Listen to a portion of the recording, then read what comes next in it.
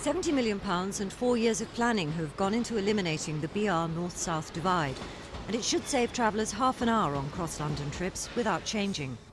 Today's was a double celebration, marking the inaugural run of the Thameslink service and the start of Save the Children Week. The Princess Royal was greeted by hundreds of youngsters who were sharing the trip and the experience of being among the first passengers after the formalities were completed.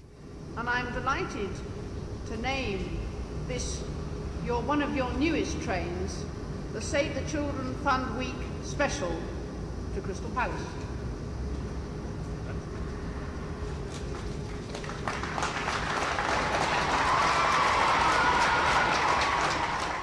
The children would have given their eye teeth for the special privilege offered to the Princess, who was allowed to travel in the driver's cab. But the trip was special enough, on board one of 60 brand new trains commissioned specially for the Thameslink service, joining London Midland and Southern Region. Central to the entire enterprise is the Snow Hill Tunnel, which had been derelict for years. The last freight train used it in 1969, the last paying passengers in 1916, until today. The new track, electrification and a fleet of 60 new trains has cost £70 million and taken 4 years to achieve.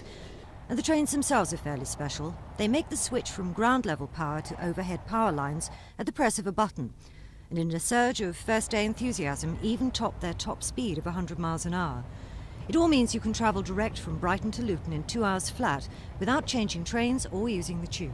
People that now live in St Albans, Bedford and Luton will be able to travel out to Brighton, but it also provide through connections to Gatwick Airport.